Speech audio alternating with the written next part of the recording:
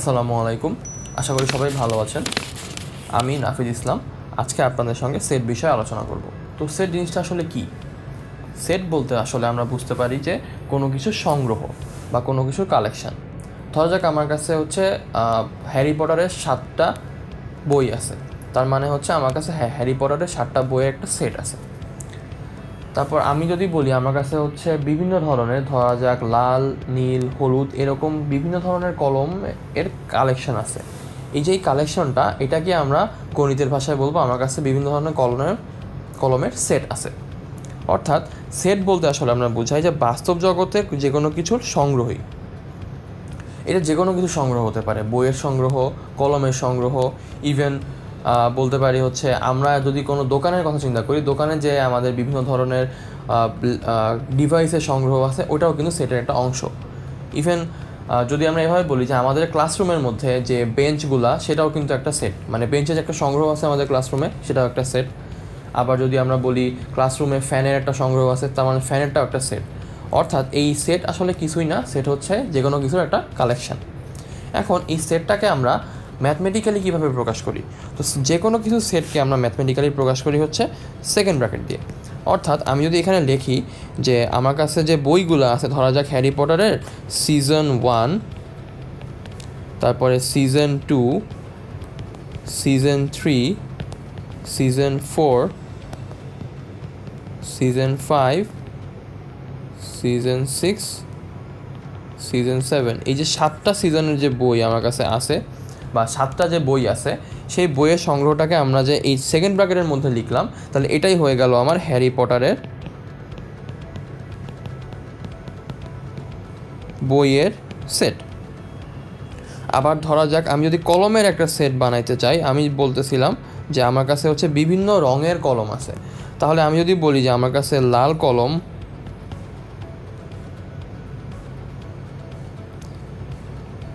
নীল কলম, সবুজ কলম আছে, এই যে এই 3 ধরনের কলমকে আমি সেকেন্ড ব্র্যাকেটের মধ্যে লিখে ফেললাম, তাহলে এটা একটা সেটের অংশ হয়ে গেল। এখন এরকম করে আমাদের সংখ্যারও একটা সেট আছে, স্পেসিফিক বা নির্দিষ্ট করে যদি বলি, তাহলে যেই সকল সংখ্যা কোনো ভগ্নাংশ না, সেই সকল সংখ্যার সেট, এবং ওই সেটের মধ্যে যদি কোনো শূন্য না থাকে, তাহলে সেই সংখ্যার সেটকে আমরা বলি স্বাভাবিক সংখ্যার সেট। অর্থাৎ স্বাভাবিক সংখ্যা তারাই যারা কোনো ভগ্নাংশ না এবং ওই সেটের মধ্যে শূন্য নাই। অর্থাৎ 1, 2, 3, 4, 5 এরকম করে যত দূর পর্যন্ত যাওয়া যায় বড়োর দিকে, সবগুলাই আমার স্বাভাবিক সংখ্যার সেট বা এন। এই এনতে আমরা বোঝাই ন্যাচারাল নাম্বার। এরকম আরও একটা সংখ্যার সেট পূর্ণ সংখ্যার সেট, বা যেটাকে আমরা বলি ইন্টিজার। এই ইন্টিজার বা পূর্ণ সংখ্যার সেট জেড। এখন এই পূর্ণ সংখ্যার সেট এন সহ ঋণাত্মক সংখ্যাগুলা এবং শূন্য, অর্থাৎ শূন্যও থাকবে, 1, 2, 3, 4ও থাকবে, আবার -1, -2, -3 এরকম করে পিছন দিকে -ইনফিনিটি পর্যন্ত আর সামনের দিকে +ইনফিনিটি পর্যন্ত সব সংখ্যাই থাকবে। এই সেটটাকে আমরা বলবো পূর্ণ সংখ্যার সেট। এখন এরপরে আমরা জানবো যে সেটের বিভিন্ন ধরনের সংজ্ঞা, বা আমরা যখন সেট নিয়ে অঙ্ক বা আমরা যখন সেট নিয়ে বিভিন্ন প্রবলেম সলভ করব, তখন আমাদের কিছু নতুন নতুন টার্ম আমরা শিখব। সেই টার্মগুলো কি, আমরা সামনে এগুলো নিয়ে আলোচনা করব। তো প্রথমেই আসবে আমার সার্বিক সেট। তো সার্বিক সেট বলতে আসলে আমরা কী বুঝি? সার্বিক সেট যে আমরা যখন সেটের কোনো কালেকশন বা আমরা যখন সেটের কোনো অঙ্ক করব, তখন একটা সেট এরকম থাকবে যে যেই সেটটার মধ্যে অন্যান্য সব সেটের উপাদান থাকবে, সেই সেটটাকে আমরা বলবো সার্বিক সেট। আর এই সার্বিক সেটের উপাদানগুলো থেকে আমরা অন্য যে সেটগুলো পাবো, সেইগুলোকে আমরা বলবো ওই সার্বিক সেটের উপসেট বা সাধারণত উপসেট। যদি একটা উদাহরণ দিই, তাহলে আসলে আপনাদের কাছে ব্যাপারটা আরও পরিষ্কার হবে। ধরা যাক আমার কাছে কয়েকটা নাম্বারের একটা সেট আছে, যেমন 1, 2, 3, 4, 5। তাহলে এটাকে আমি যদি ইউ ধরে নেই, তাহলে আমি যদি এখান থেকে ধরা যাক শুধুমাত্র জোড় সংখ্যাগুলো নিব, তাহলে এখানে জোড় সংখ্যা কোনগুলো আছে? 2 আর 4। তাহলে এই 2 আর 4 এদেরকে আমরা যদি একটা সেট বানাই এবং এটাকে যদি আমি নাম দেই এ, আর বিজোড় সংখ্যাগুলোকে যদি নিয়ে আমি একটা সেট বানাই, এটা এবং ওটাকে নাম দেয় হচ্ছে বি, আর তার মানে ওর মধ্যে থাকবে হচ্ছে 1, 3 আর 5। তাহলে দেখা যাচ্ছে এই 1, 3, 5 তিনটাই ইউ এর মধ্যে আছে, আবার 2, 4 দুইটাই ইউ এর মধ্যে আছে। তার মানে এই যে এই ছোট ছোট সেটগুলা এরা হচ্ছে অ্যাকচুয়ালি ইউ এর একটা উপসেট। আর ইউ এর উপাদানগুলাই অন্যান্য সেটের মধ্যে যেহেতু আছে, বা উল্টা করে যদি বলি অন্যান্য সেটের উপাদান হচ্ছে ইউ এর মধ্যে আছে, সেই কারণে ইউ হচ্ছে আমার ইউনিভার্সাল সেট বা সার্বিক সেট। অর্থাৎ আমি যদি ছোট করে বলি তাহলে এমন একটা সেট যেই সেটের মধ্যে ওই জগতের সব সদস্যই আছে, সেটা হচ্ছে ওই জগতের জন্য একটা ইউনিভার্সাল সেট বা সার্বিক সেট। আর উপসেট হচ্ছে ওই ইউনিভার্সাল সেটের বিভিন্ন উপাদান নিয়ে গঠিত যে সেটগুলা। এখন এমন তো হতেই পারে যে এই ইউনিভার্সাল সেটের সবগুলো উপাদান নিয়ে আমি আর একটা সেট বানিয়ে ওটাকে নাম দিলাম হচ্ছে ধরা যাক পি। তাহলে সবগুলো উপাদান নিয়ে যদি আমি একটা সেট বানাই 1, 2, 3, 4, 5, তাহলে এই সবগুলাই কিন্তু ওই ইউ এর মধ্যে ছিল। তার মানে কি পি সেটাও কিন্তু ইউ এর একটা উপসেট, কিন্তু পার্থক্য কি? পার্থক্য হচ্ছে ইউ এর সব উপাদান পি এর মধ্যে আছে। তার মানে আমরা দেখতে পাচ্ছি যে উপসেটগুলোর মধ্যেও একটা পার্থক্য থেকে যায়, যে এমন উপসেট থাকতেই পারে যার মধ্যে সার্বিক সেটের সব উপাদান আছে, আবার এমন উপসেট থাকতে পারে যার মধ্যে সার্বিক সেটের কিছু কিছু উপাদান আছে। তাহলে এই যে উপাদানের প্রাপ্যতা, এর উপর ভিত্তি করে আমরা আরও একটা উপসেট পাই, যেটাকে আমরা বলি হচ্ছে প্রকৃত উপসেট। এই প্রকৃত উপসেট হচ্ছে এমন একটা সেট যার মধ্যে যেই উপাদানগুলো আছে সেই উপাদানগুলোর সংখ্যা সার্বিক সেটের থেকে একটা হলেও কম। অর্থাৎ একটা সার্বিক সেট, আগের যে ম্যাথে আমার সার্বিক সেট ছিল ইউ, সেখানে আমার উপাদান ছিল কয়টা? 1, 2, 3, 4, 5, অর্থাৎ আমার 5টা উপাদান ছিল। এখন আমি যদি এই ইউ এর প্রকৃত উপসেট বানাইতে চাই, তাহলে সেখানে সর্বোচ্চ উপাদান থাকবে হচ্ছে 5 - 1, মানে 4টা উপাদান থাকবে, আর সর্বনিম্ন 0টাও থাকতে পারে। এখন কথা হচ্ছে 0টা উপাদান থাকলে সেটা কি সেট হবে? হ্যাঁ, অবশ্যই হবে, কারণ 0 উপাদান যদি থাকে তার মানে ওই সেটের মধ্যে কোনো উপাদান নাই, তার মানে ওই সেটটা ফাঁকা। এই ফাঁকা সেটও হচ্ছে একটা সেট, এবং এই ফাঁকা সেটটাকে আমরা হচ্ছে এই ফাঁকা সেট চিহ্ন দিয়ে প্রকাশ করি, এবং এছাড়াও অন্য আর একটা চিহ্ন যেটাকে আমরা বলি ফাই, এটা দিয়েও প্রকাশ করি। এখন তাহলে প্রকৃত উপসেট বলতে কি বোঝায়? প্রকৃত উপসেট হচ্ছে ওই যেটা বললাম যে টোটাল উপাদান থেকে একটা উপাদান কম থাকবে, তাহলে সেটাই হবে ওই সার্বিক সেটের জন্য প্রকৃত উপসেট। তাহলে একটা উদাহরণ দেখে আসা যাক। এখানে বলতেছে যে সি এর যে উপাদানগুলো সেগুলো হচ্ছে এই স্টেটমেন্টের মধ্যে আছে। এখন এই স্টেটমেন্ট এটাকে বলা হয় হচ্ছে সেট বিল্ডিং মেথডে সেটটাকে প্রকাশ করা। আর এখন এখানে বলছে যে এক্স একটা কোলন চিহ্ন, এটাকে বলা হয় হচ্ছে এক্স যেন, মানে এক্স এটার মানে হচ্ছে যেন, এক্স একটা ঋণাত্মক পূর্ণ সংখ্যা।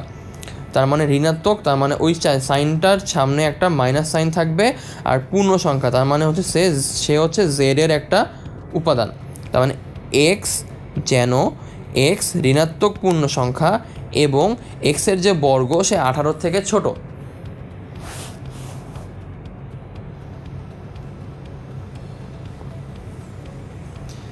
তাহলে যদি সে ঋণাত্মক পূর্ণ সংখ্যা হয় তাহলে আমার কি হবে? 1, মানে সবগুলো আমি নেগেটিভ ভ্যালু নিব। তাহলে যদি আমি নেগেটিভ ভ্যালু নেই, তার মানে আমার -1 নিব, -2 নিব, -3 নিব, -4 নিব, এরকম করে সবগুলো আমি নেগেটিভ ভ্যালু নিব, এবং সেটাকে আমাকে বলছে যে এরপরে হচ্ছে ওইটাকে আমার বর্গ করতে হবে। তার মানে আমি যদি 1কে স্কোয়ার করি তাহলে আমার আসবে কত? 1, -2কে স্কোয়ার করলে মাইনাসে মাইনাসে প্লাস হয়ে যাবে, আর 2 স্কোয়ার মানে হচ্ছে 4, মাইনাসে মাইনাসে এখানেও প্লাস হয়ে যাবে, 3 স্কোয়ার মানে হচ্ছে 9, মাইনাসে মাইনাসে এখানেও প্লাস হয়ে যাবে, 4 স্কোয়ার মানে হচ্ছে আমার 16। এবার -5 যদি নেই, 5 স্কোয়ার মানে আবার 25, তাহলে কিন্তু এটা হচ্ছে না।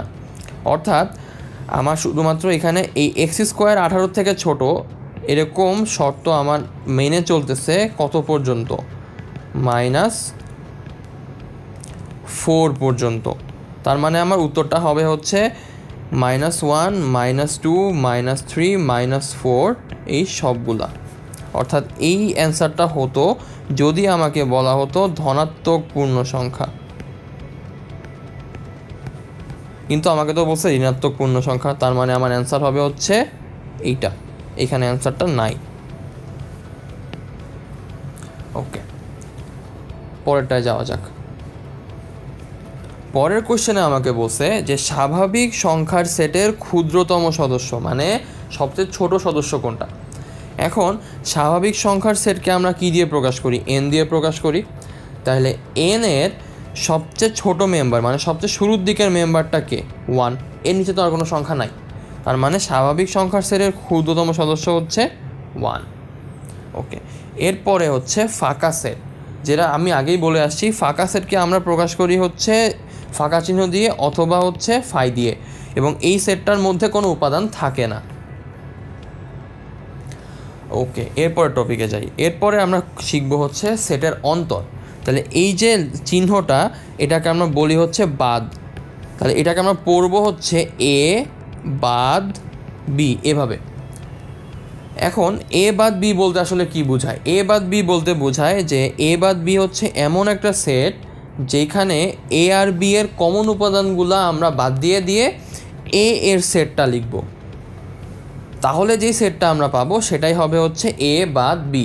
একটা উদাহরণ দিই তাহলে ব্যাপারটা ক্লিয়ার হবে। ধরা যাক আমার কাছে একটা সেট আছে এ 1 2 3, আর একটা সেট আছে হচ্ছে বি 2 আর 3। তাহলে আমি যদি এখন এ বাদ বি বের করতে চাই, তাহলে আমি আগে চেক করব যে এ আর বি এর মধ্যে কোনো কমন উপাদান আছে কি না। এখানে কি আছে? হ্যাঁ আছে, 2 আর 3 এতেও আছে, বিতেও আছে। তাহলে আমি কি করব? কমন উপাদানগুলো বাদ দিয়ে দিব। তাহলে বাদ দিয়ে কোন সেটটা নিব? সবসময় প্রথম সেটটা, মানে হচ্ছে এইখানে যে প্রথম সেটটা সেটাই। তাহলে 2 আর 3 কোন সেট থেকে বাদ দিব? এ থেকে বাদ দিব। তাহলে বাদ দিলে আর কে থাকে? 1 থাকে। তার মানে আমার অ্যান্সার হবে শুধুমাত্র 1। তাহলে একটা কোশ্চেন করে ফেলা যাক।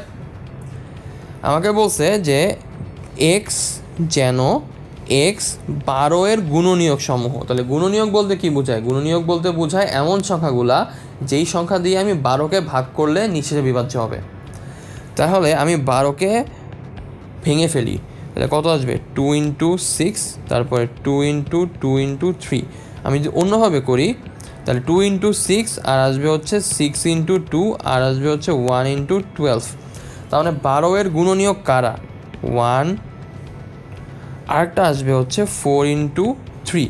তাহলে 1 2 3 4 6 12, এরাই হচ্ছে 12 এর গুণনীয়ক। আর কি কোনোটা আছে? 5 দিয়ে তো ভাগ করা যায় না 12কে, 7 দিয়েও ভাগ করা যায় না, 8 দিয়েও যায় না, 9 দিয়েও যায় না, 10 দিয়েও যায় না, 11 দিয়েও যায় না, শুধুমাত্র 12 দিয়ে ভাগ করা যায়। তার মানে আমার 12 এর গুণনীয়কের সেট হচ্ছে 1 2 3 4 5 6 12, এবং এটা হচ্ছে তার মানে আমার পি সেট। তাহলে কিউ সেট কী হবে? কিউ সেট হচ্ছে এক্স যেন এক্স হচ্ছে 3 এর গুণিতক সমূহ। তার মানে 3 এর সঙ্গে আমি অন্য যে সংখ্যাগুলো গুণ করে যাদেরকে পাবো তারা হচ্ছে 3 এর গুণিতক। তার মানে আমি যদি 3 এর সঙ্গে 1 গুণ করি তাহলে 3 পাবো, 3 এর সঙ্গে 2 গুণ করলে 6, 3 এর সঙ্গে 3 গুণ করলে 9, 3 এর সঙ্গে 4 গুণ করলে হচ্ছে 12। এই যেই আমি গুণফলগুলো পেলাম এরা সবাই হচ্ছে 3 এর গুণিতক। তো আমাকে বলছে কিউ সেটে হচ্ছে এক্স হচ্ছে 3 এর গুণিতক এবং এক্স হচ্ছে 12 থেকে ছোট অথবা 12 সমান। তাহলে 3 এর গুণিতক কারা? 3 6 9 12। তাহলে 12 এর সমান বা 12 এর থেকে ছোট কারা হবে? 3 6 9 12, চারটাই তো হবে। এখন এরপরে যদি 3 × 5 করি তাহলে আসে আমার 15, কিন্তু 15 তো আবার 12 থেকে বড় হয়ে যায়, তার মানে কিন্তু 15টা আমার কিউ সেটের মধ্যে আসবে না।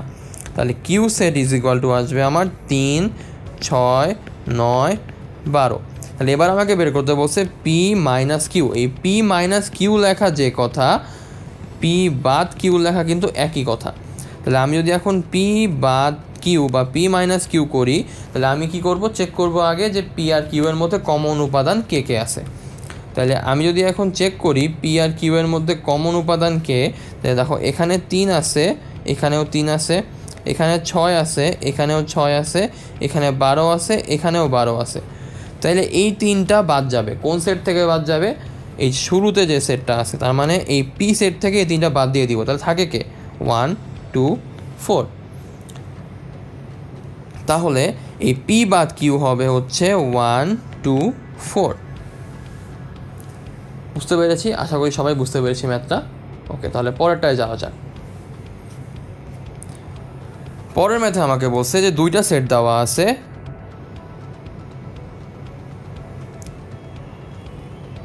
এ একটা সেট, বি একটা সেট। এর উপাদান হচ্ছে 1 2 3, বি এর উপাদান হচ্ছে 2 3 5। আমাকে বের করতে বলছে এ বাদ বি কত, বি বাদ এ কত। তাহলে আমি প্রথমে বের করি এ বাদ বি। তাহলে এ বাদ বি মানে হচ্ছে এর উপাদান 1 2 3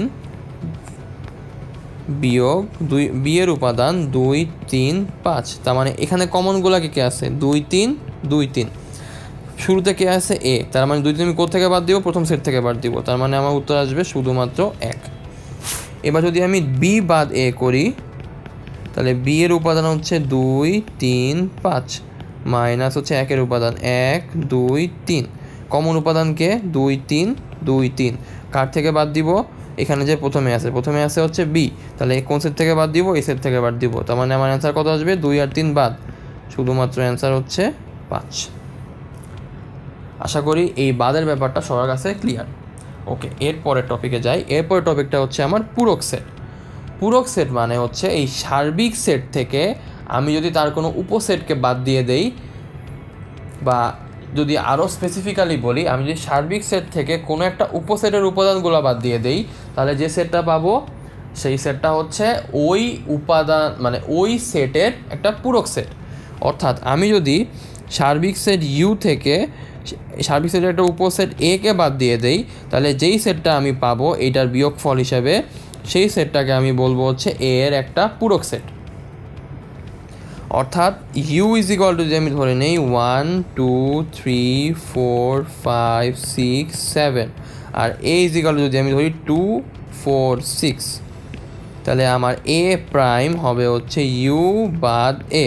তার মানে হচ্ছে আমি ইউ এর থেকে 2 বাদ দিয়ে দিব, 4 বাদ দিয়ে দিব, 6 বাদ দিয়ে দিব। তাহলে ইউ বাদ এ হবে 1 3 5 7। অর্থাৎ এই পূরক সেটটা হবে হচ্ছে ইউনিভার্সাল সেট এ। ইউনিভার্সাল সেট থেকে এ কে আমি জাস্ট বাদ দিয়ে দিব, তার মানে এই সেটটা। ওকে, এরপরের টপিকে যাই। পরের টপিকটা হচ্ছে শক্তি সেট। শক্তি সেট হচ্ছে আমি যদি কোনো একটা সেটের সবগুলো উপসেটকে নিয়ে একটা সেট বানাই, সেটা হবে ওই সেটের শক্তি সেট। এখন ধরা যাক এ হচ্ছে একটা সেট, তাহলে এ এর উপসেট কারা? এ এর একটা উপাদান নিয়ে উপসেট হইতে পারে, 2টা উপাদান নিয়ে উপসেট হইতে পারে, কোনো উপাদান নিয়ে না নিয়ে উপসেট হইতে পারে। তো এ থেকে যদি আমি শুধুমাত্র 1কে নেই তাহলে একটা উপসেট পাবো, যদি 2কে নেই তাহলে একটা উপসেট পাবো, 1 আর 2 যদি দুইটাই নেই তার মানে কি সবগুলো উপাদান নিয়ে নিলাম, তাহলে একটা উপসেট পাবো। যদি 1 আর 2 কাউকেই না নেই, তার মানে কি ফাঁকা একটা সেট নিব, তাহলেও কিন্তু একটা উপসেট পাবো। তার মানে কি টোটাল আমি 4টা উপসেট পেলাম। এই 4টা উপসেটকে নিয়ে এবার আমি একটা সেট বানাবো। তাহলে যেই সেটটা পাবো এইটাই হইতেছে আমার এ সেটের শক্তি সেট।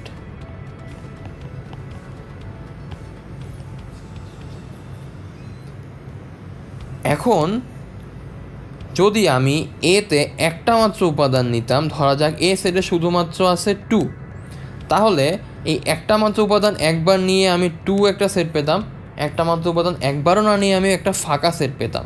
তাহলে এই 2টা সেটকে নিয়ে আমি একটা এর শক্তি সেট পেতাম। তাহলে একটা জিনিস খেয়াল করা যাক এখানে, যে এর উপাদান যখন ছিল একটা, তখন আমি পাওয়ার সেট বা শক্তি সেট পাইছি 2টা। এর উপাদান যখন ছিল 2টা, তখন আমি পাওয়ার সেট বা শক্তি সেট পাইছি 4টা। এই 2কে আবার কি লেখা যায়? 2 এর পাওয়ার হচ্ছে 0।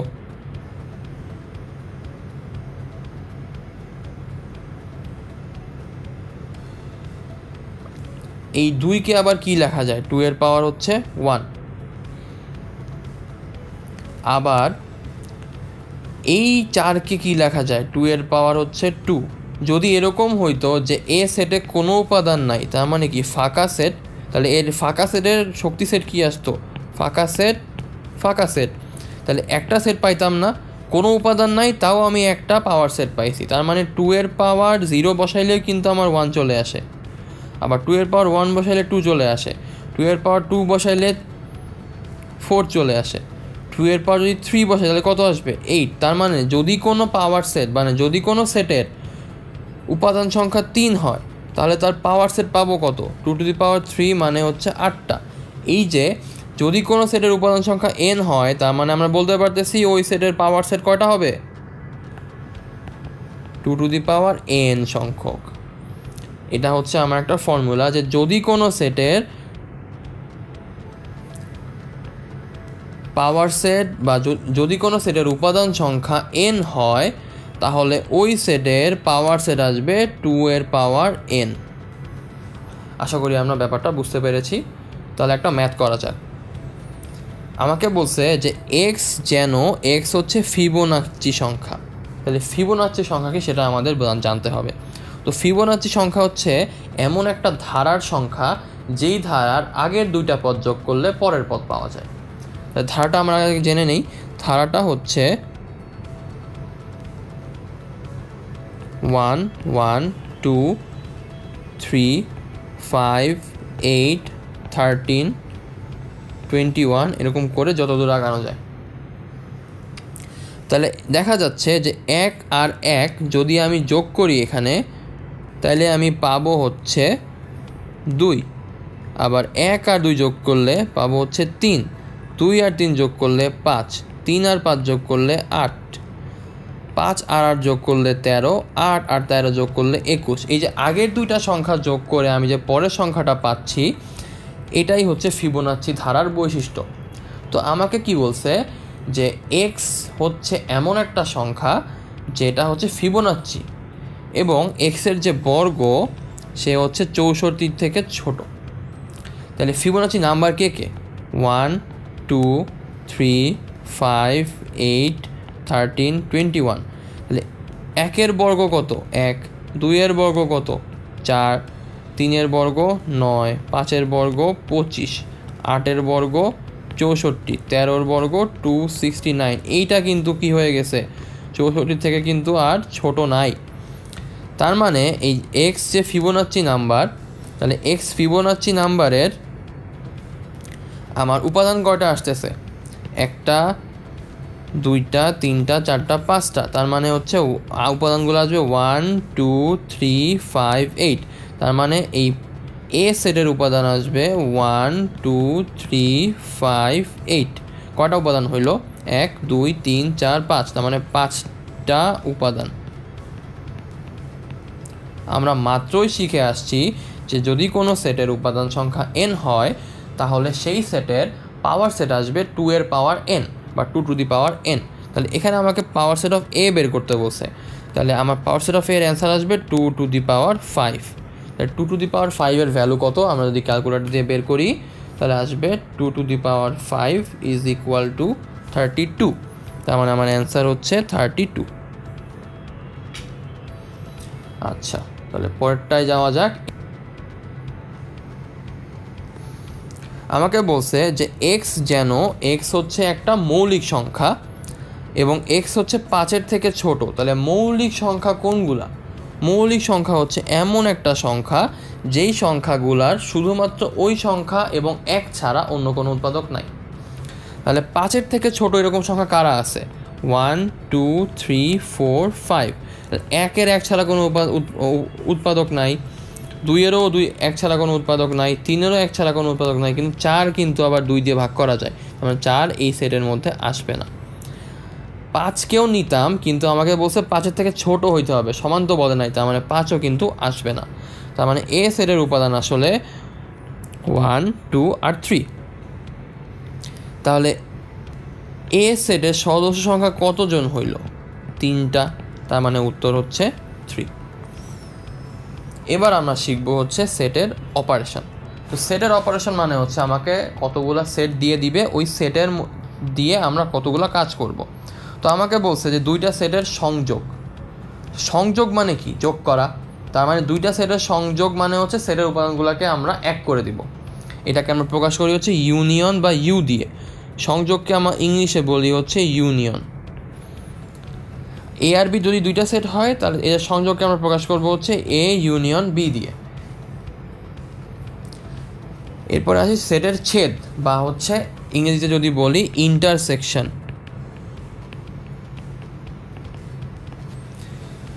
ইন্টারসেকশন মানে হচ্ছে দুইটা সেটের মধ্যে একই উপাদান বা কমন উপাদান কারা আছে সেই সেটটাকে আমরা বলবো হচ্ছে দুইটা সেটের ছেদ বা হচ্ছে ইন্টারসেকশন। এটাকে আমরা প্রকাশ করি হচ্ছে এই চিহ্নটা দিয়ে। এ আর বি দুইটা সেটকে আমরা যদি ইন্টারসেকশন বের করতে চাই তাহলে সেটা হবে হচ্ছে এ ইন্টারসেকশন বি। আচ্ছা, একটা ম্যাথ করা যাক। আমাকে বলতেছে যে ইউনিভার্সাল সেট এ ইউ এর উপাদান হচ্ছে 1 2 3 4 5 6। এ একটা সেট সেটা হচ্ছে 1 3 5, বি একটা সেট সেটা হচ্ছে 3 5 6। এখন আমাকে বের করতে বলছে যে এ প্রাইম ইন্টারসেকশন বি প্রাইম, মানে আমাকে হচ্ছে এ সেটের সঙ্গে কিন্তু কোনো সম্পর্ক জিজ্ঞেস করে নাই। আমাকে বলছে এ এর পূরক সেট আর বি এর পূরক সেটের ছেদ বের করতে বলছে বা ইন্টারসেকশন বের করতে বলছে।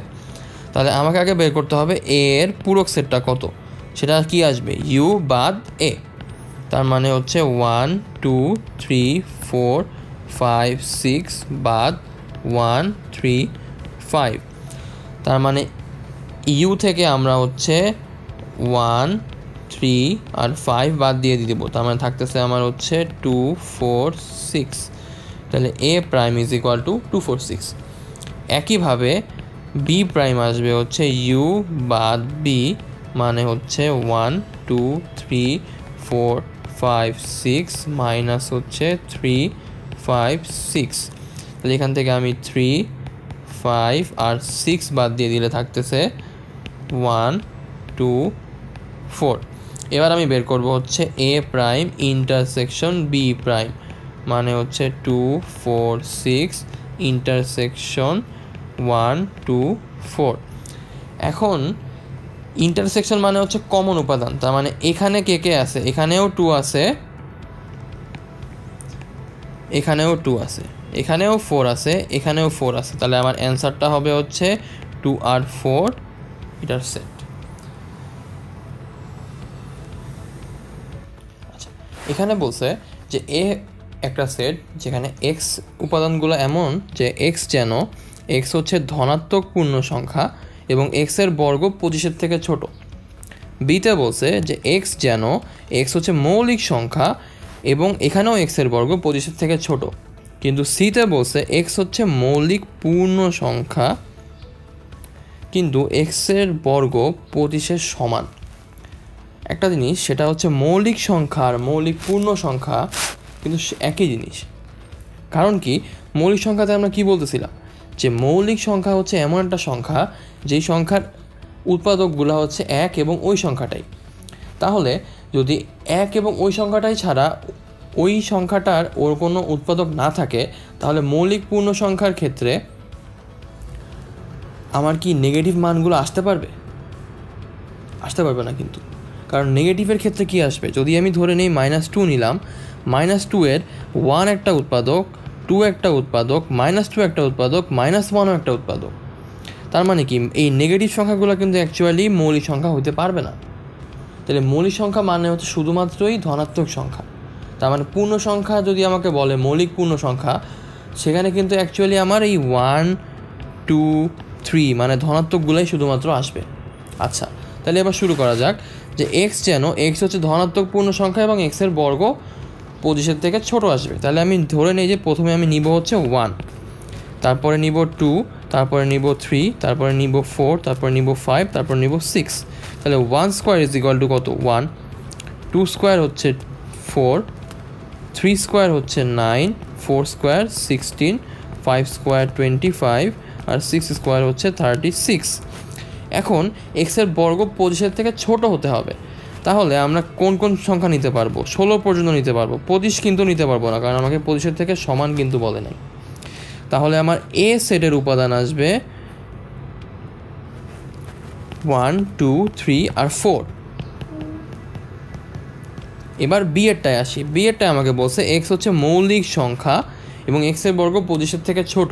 তাহলে মৌলিক সংখ্যা বলাই কিন্তু এই 4টা বাদ পড়ে যাবে। তাহলে সেক্ষেত্রে বি এর উপাদান সংখ্যা আমার কত কত আসবে? 1 2 আর 3।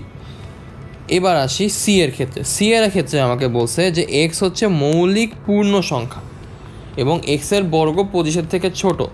তাহলে আমার কিন্তু এখানে নেগেটিভগুলো আসবে না, যদিও সেখানে পূর্ণ সংখ্যা বলছে, তারপরেও কিন্তু নেগেটিভ আসবে না, কারণ মানে মৌলিক সংখ্যা যদি হয় তাহলে কিন্তু সে ঋণাত্মক হতে পারবে না।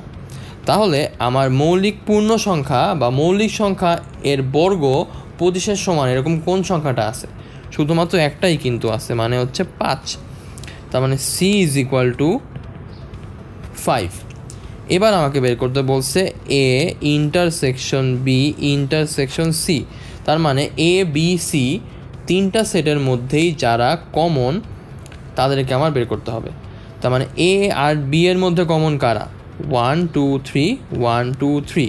এবার চেক করি যে 1 2 3 এর মধ্যে কোনোটা কি সি এর মধ্যে আছে কি না। দেখা যাচ্ছে 1 2 3 কোনোটাই কিন্তু সি এর মধ্যে নাই।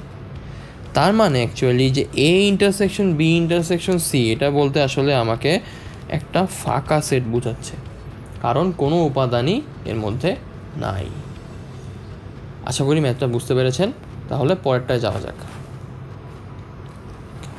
পরেরটায় আমাকে বলছে কোনো শ্রেণীতে 100 জন পরীক্ষার্থী ছিল, বার্ষিক পরীক্ষায় 94 জন বাংলায় পাশ করেছে এবং গণিতে পাশ করেছে হচ্ছে 80 জন, 75 জন উভয় বিষয়ই পাস। এবার আমাকে বের করতে হবে উভয় বিষয়ে ফেল কারা। আচ্ছা, তো আমরা এতক্ষণ কিন্তু A union B A intersection B এই দুইটা শিখে আসছি। মানে এ যদি একটা সেট হয়, বি যদি একটা সেট হয়, এদের ইউনিয়ন আর ইন্টারসেকশন আলাদাভাবে শিখে আসছি। এখন তাহলে এই ইউনিয়ন আর ইন্টারসেকশনের মধ্যে নিজেদের মধ্যে একটা সম্পর্ক আছে।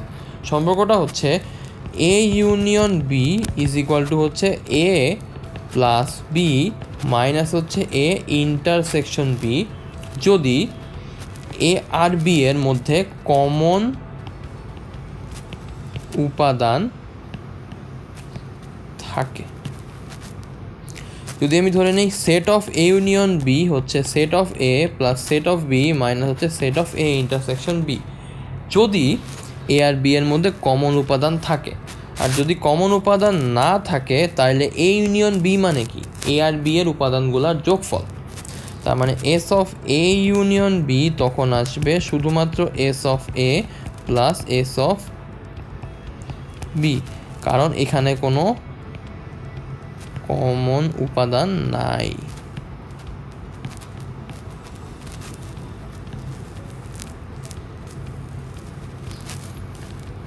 আচ্ছা, এই জিনিসটা আমরা একটু চিত্র দিয়ে বুঝি।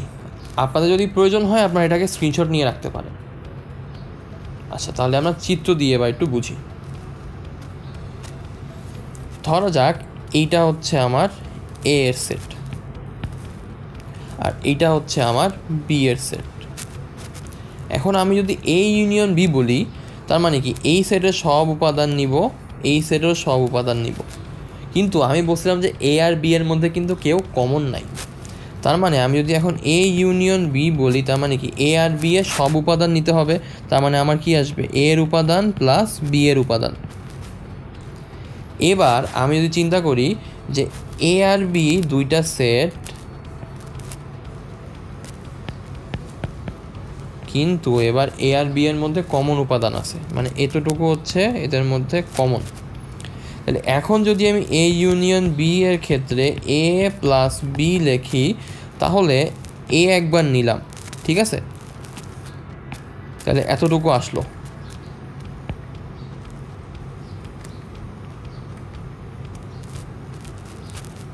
এবার বি আর একবার নেই। খেয়াল করে কি দেখতেছেন এই যে এই পার্টটা কিন্তু আরও একবার চলে আসছে, তার মানে কমন পার্টটা দুইবার আসে। এই কারণে আমরা যখন এমন সেট পাই যেখানে এ আর বি এর উপাদানগুলা কমন থাকে, সেক্ষেত্রে আমরা একবার এই কমন উপাদানটাকে বাদ দিয়ে দিই। এটাই হচ্ছে এ আর বি এর ইউনিয়ন সেট আর এ আর বি এর ইন্টারসেকশন সেটের মধ্যে সম্পর্ক। আচ্ছা, তাহলে এবার ম্যাথে ফিরে যাওয়া যাক। যে বার্ষিক পরীক্ষায় 94 জন হচ্ছে বাংলায় এবং 80 জন হচ্ছে গণিতে পাস করেছে, এবং এর মধ্যে আবার 75 জন হচ্ছে উভয় বিষয়ে পাস। তাহলে এই যে 94 জন, এর মধ্যে কিন্তু এই উভয় বিষয়ে পাসও আছে, এই 80 জন এর মধ্যেও কিন্তু উভয় বিষয়ে পাস আছে। তার মানে আমি যদি বের করতে চাই শুধু বাংলায় পাস কারা, তাহলে সেখানে আসবে হচ্ছে এই 94 মাইনাস 75 জন। তার মানে আমার আসতেছে হচ্ছে 94 মাইনাস 75 ইজ ইকুয়াল টু হচ্ছে 19 জন। আর হচ্ছে শুধু গণিতে পাস আমার আসতেছে হচ্ছে 80 মাইনাস 75 সমান সমান 5 জন। আর উভয় বিষয়ে পাস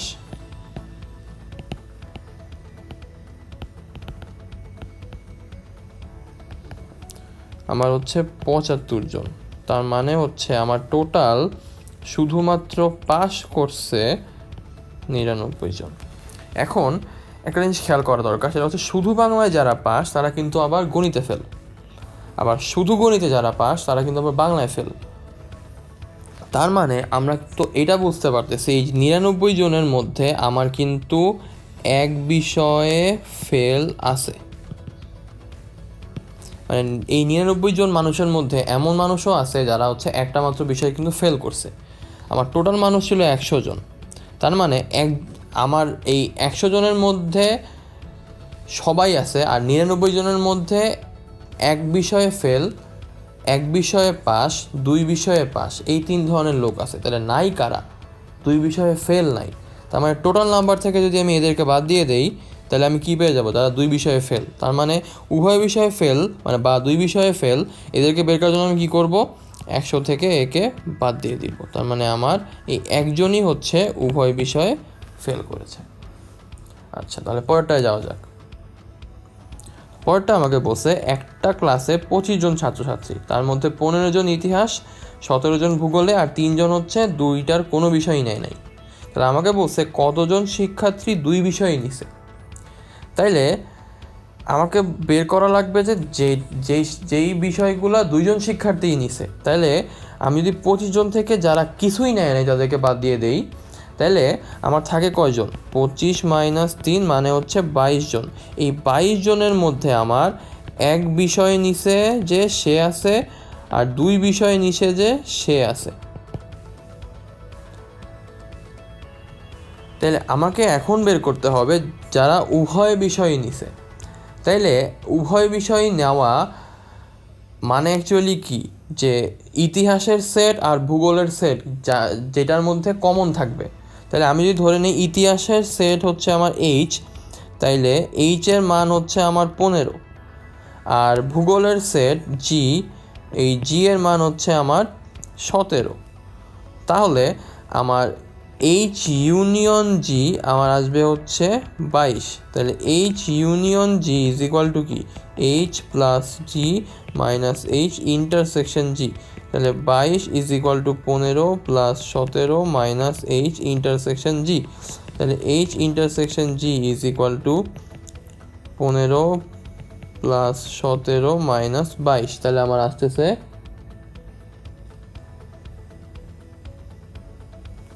টোটাল 10 জন।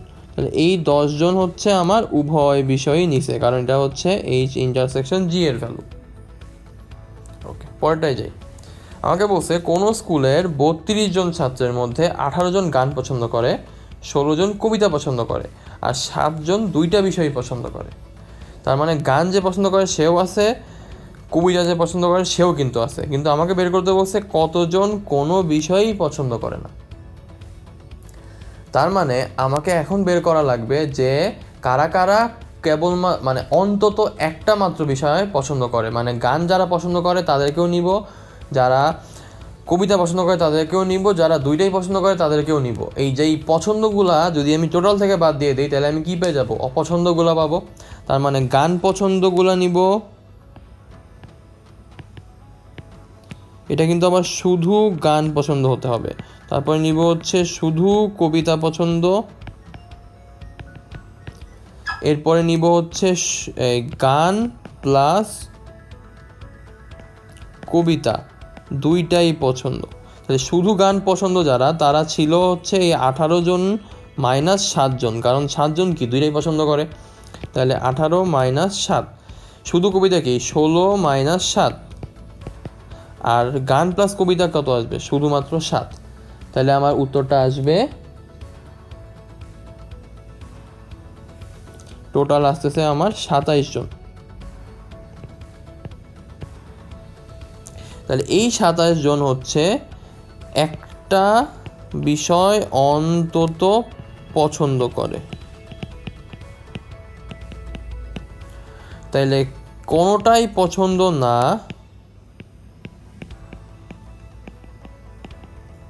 এরকম হচ্ছে 32 মাইনাস 27, মানে হচ্ছে 5 জন। আচ্ছা, তাহলে পরেরটায় যাওয়া যাক। আমাকে বলছে যে একটা ক্লাসে 30 জন ছাত্র, এর মধ্যে 18 জন ফুটবল খেলে, 14 জন ক্রিকেট খেলে এবং 5 জন কিছুই খেলে না। তাহলে আমাকে এখন বের করতে হবে উভয় বিষয়ে যারা খেলে, মানে ওই যে আগের মতো হিস্ট্রি আর হচ্ছে জিওগ্রাফি বা ওই ভূগোল আর হচ্ছে ইতিহাস ক্লাসের মতো আমাকে বের করতে হবে ফুটবল আর ক্রিকেটের ইন্টারসেকশন। তাহলে শুধু ফুটবল খেলে এগুলাকে আমাকে বের করতে হবে। তো আমি আগে যে বের করে নেই যে ফুটবল আর ক্রিকেট দুইটাই খেলে এরকম কয়জন আছে, তারা আমি কিভাবে বের করব, টোটাল ছাত্র থেকে যারা কিছুই খেলে না তাদেরটা বাদ দিয়ে দিই। টোটাল ছাত্র হচ্ছে আমার 30 জন, কিছুই খেলে না 5 জন, তাহলে আমার কিছু না কিছু খেলে এটা হচ্ছে 25 জন। এই 25 জন কিছু না কিছু খেলে, মানে একটাও খেলতে পারে, দুইটাও খেলতে পারে। তাইলে আমার এখন যদি আমি ফুটবল খেলার সেটকে এফ ধরি আর ক্রিকেট খেলার সেটকে সি ধরি, তাহলে এফ এর ভ্যালু হচ্ছে 18,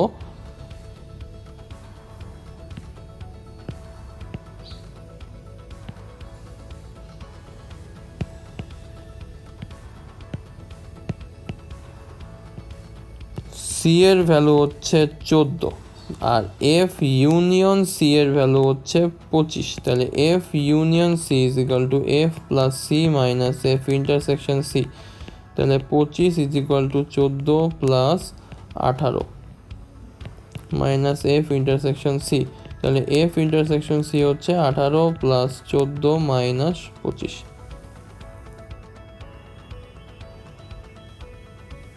মানে হচ্ছে 7 জন।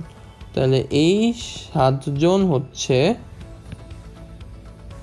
আমার যে কোনোটা দুইটাই খেলে, কারণ এটা হচ্ছে ইন্টারসেকশনের ভ্যালু, মানে কমন যেটা। আশা করি আমার ক্লাস আপনাদের সবার ভালো লেগেছে। আজকে এই পর্যন্তই, ধন্যবাদ।